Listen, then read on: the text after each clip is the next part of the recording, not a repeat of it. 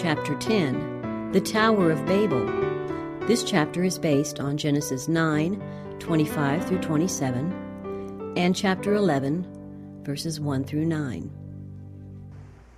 To repeople the desolate earth, which the flood had so lately swept from its moral corruption, God had preserved but one family, the household of Noah, to whom he had declared, "Thee have I seen righteous before me in this generation." Genesis chapter 7, verse 1. Yet in the three sons of Noah was speedily developed the same great distinction seen in the world before the flood. In Shem, Ham, and Japheth, who were to be the founders of the human race, was foreshadowed the character of their posterity. Noah, speaking by divine inspiration, foretold the history of the three great races to spring from these fathers of mankind. Tracing the descendants of Ham through the son rather than the father, he declared, "Cursed be Canaan, a servant of servants shall he be unto his brethren." The unnatural crime of Ham declared that filial reverence had long before been cast from his soul, and it revealed the impiety and vileness of his character. These evil characteristics were perpetuated in Canaan and his posterity, whose continued guilt called upon them the judgments of God. On the other hand, the reverence manifested by Shem and Japheth for their father, and thus for the divine statutes, promised a brighter future for their descendants. Concerning these sons it was declared, "Blessed be Jehovah, God of Shem, and Canaan shall be his servant. God shall enlarge Japheth, and he shall dwell in the tents of Shem, and Canaan shall be his servant." The line of Shem was to be that of the chosen people, of God's covenant, of the promised Redeemer. Jehovah was the God of Shem. From him would descend Abraham and the people of Israel, through whom Christ was to come. Happy is that people whose God is the Lord. Psalm 144, verse 15. And Japheth shall dwell in the tents of Shem. In the blessings of the gospel, the descendants of Japheth were especially to share. The posterity of Canaan descended to the most degrading forms of heathenism. Though the prophetic curse had doomed them to slavery, the doom was withheld for centuries. God bore with their impiety and corruption until they passed the limits of divine forbearance. Then they were dispossessed, and became bondmen to the descendants of Shem and Japheth. The prophecy of Noah was no arbitrary denunciation of wrath or declaration of favor. It did not fix the character and destiny of his sons, but it showed what would be the result of the course of life they had severally chosen and the character they had developed. It was an expression of God's purpose toward them and their posterity in view of their own character and conduct. As a rule, children inherit the dispositions and tendencies of their parents and imitate their example, so that the sins of the parents are practiced by the children from generation to generation. Thus the vileness and irreverence of Ham were reproduced in his posterity, bringing a curse upon them for many generations. One sinner destroyeth much good. Ecclesiastes chapter 9, verse 18. On the other hand, how richly rewarded was Shem's respect for his father, and what an illustrious line of holy men appears in his posterity. The Lord knoweth the days of the upright, and his seed is blessed. Psalm 37, verses 18 and 26. Know therefore that the Lord thy God, he is God, the faithful God, which keepeth covenant and mercy with them that love him, and keep his commandments to 1,000 generations. Deuteronomy chapter 7, verse 9. For a time the descendants of Noah continued to dwell among the mountains where the ark had rested. As their numbers increased, apostasy soon led to division. Those who desired to forget their Creator and to cast off the restraint of his law felt a constant annoyance from the teaching and example of their God-fearing associates, and after a time they decided to separate from the worshippers of God. Accordingly, they journeyed to the plain of Shinar, on the banks of the river Euphrates. They were attracted by the beauty of the situation and the fertility of the soil, and upon this plain they determined to make their home. Here they decided to build a city, and in it a tower of such stupendous height as should render it the wonder of the world. These enterprises were designed to prevent the people from scattering abroad in colonies. God had directed men to disperse throughout the earth, to replenish and subdue it. But these Babel builders determined to keep their community united in one body and to found a monarchy that should eventually embrace the whole earth. Thus their city would become the metropolis of a universal empire.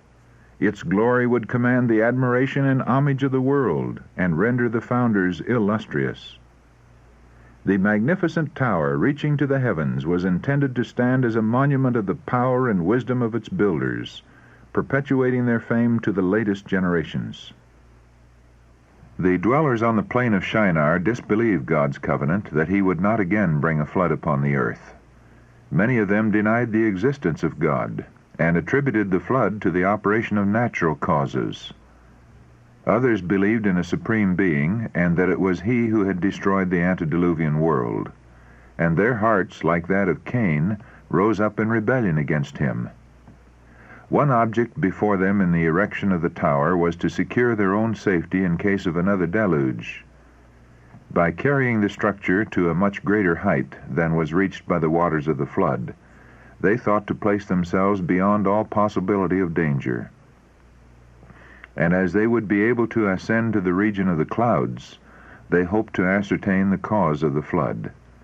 The whole undertaking was designed to exalt still further the pride of its projectors and to turn the minds of future generations away from God and lead them into idolatry.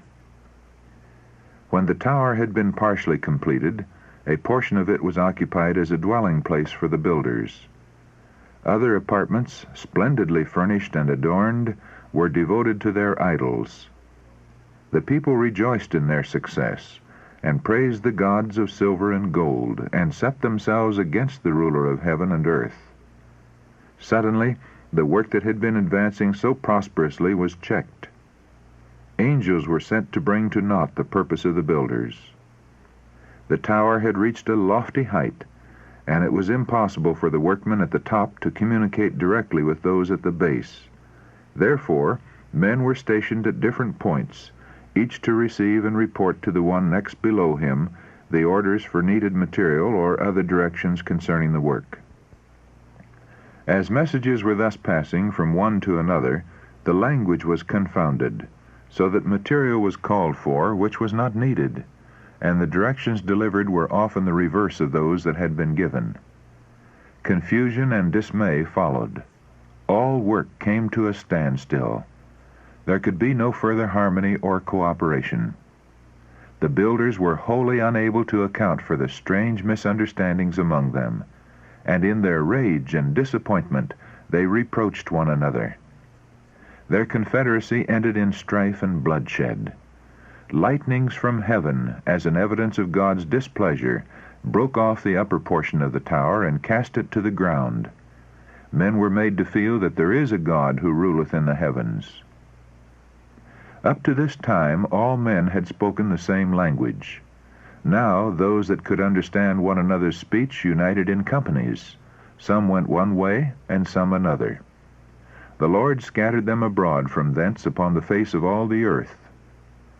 This dispersion was the means of peopling the earth, and thus the Lord's purpose was accomplished through the very means that men had employed to prevent its fulfillment. But at what a loss to those who had set themselves against God! It was his purpose that as men should go forth to found nations in different parts of the earth, they should carry with them a knowledge of his will, that the light of truth might shine undimmed to succeeding generations. Noah, the faithful preacher of righteousness, lived for 350 years after the flood. Shem for 500 years, and thus their descendants had an opportunity to become acquainted with the requirements of God and the history of his dealings with their fathers. But they were unwilling to listen to these unpalatable truths. They had no desire to retain God in their knowledge, and by the confusion of tongues they were, in a great measure, shut out from intercourse with those who might have given them light. The Babel builders had indulged the spirit of murmuring against God. Instead of gratefully remembering his mercy to Adam and his gracious covenant with Noah, they had complained of his severity in expelling the first pair from Eden and destroying the world by a flood. But while they murmured against God as arbitrary and severe, they were accepting the rule of the cruelest of tyrants. Satan was seeking to bring contempt upon the sacrificial offerings that prefigured the death of Christ, and as the minds of the people were darkened by idolatry, he led them to counterfeit these offerings and sacrifice their own children upon the altars of their gods. As men turned away from God, the divine attributes, justice, purity, and love, were supplanted by oppression, violence, and brutality. The men of Babel had determined to establish a government that should be independent of God. There were some among them, however, who feared the Lord, but who had been deceived by the pretensions of the ungodly and drawn into their schemes. For the sake of these faithful ones, the Lord delayed his judgments and gave the people time to reveal their true character. As this was developed, the sons of God labored to turn them from their purpose, but the people were fully united in their heaven-daring undertaking. Had they gone on unchecked, they would have demoralized the world in its infancy. Their confederacy was founded in rebellion, a kingdom established for self-exaltation, but in which God was to have no rule or honor. Had this confederacy been permitted, a mighty power would have borne sway to banish righteousness, and with it peace, happiness, and security from the earth. For the divine statutes, which are holy and just and good, Romans chapter 7, verse 12, men were endeavoring to substitute laws to suit the purpose of their own selfish and cruel hearts. Those that feared the Lord cried unto him to interpose, and the Lord came down to see the city and the tower which the children of men builded.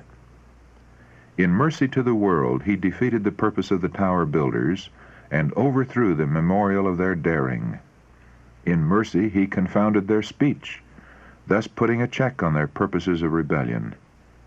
God bears long with the perversity of men, giving them ample opportunity for repentance. But he marks all their devices to resist the authority of his just and holy law. From time to time the unseen hand that holds the scepter of government is stretched out to restrain iniquity.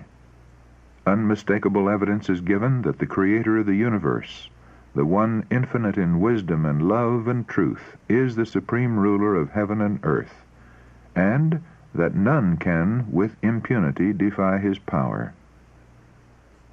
The schemes of the Babel builders ended in shame and defeat. The monument to their pride became the memorial of their folly. Yet men are continually pursuing the same course, depending upon self and rejecting God's law. It is the principle that Satan tried to carry out in heaven, the same that governed Cain in presenting his offering. There are tower builders in our time. Infidels construct their theories from the supposed deductions of science and reject the revealed Word of God. They presume to pass sentence upon God's moral government. They despise his law and boast of the sufficiency of human reason. Then, because sentence against an evil work is not executed speedily, therefore the heart of the sons of men is fully set in them to do evil. Ecclesiastes chapter 8, verse 11. In the professedly Christian world, many turn away from the plain teachings of the Bible and build up a creed from human speculations and pleasing fables, and they point to their tower as a way to climb up to heaven. Men hang with admiration upon the lips of eloquence, while it teaches that the transgressor shall not die, that salvation may be secured without obedience to the law of God. If the professed followers of Christ would accept God's standard, it would bring them into unity. But so long as human wisdom is exalted above his holy word, there will be divisions and dissension.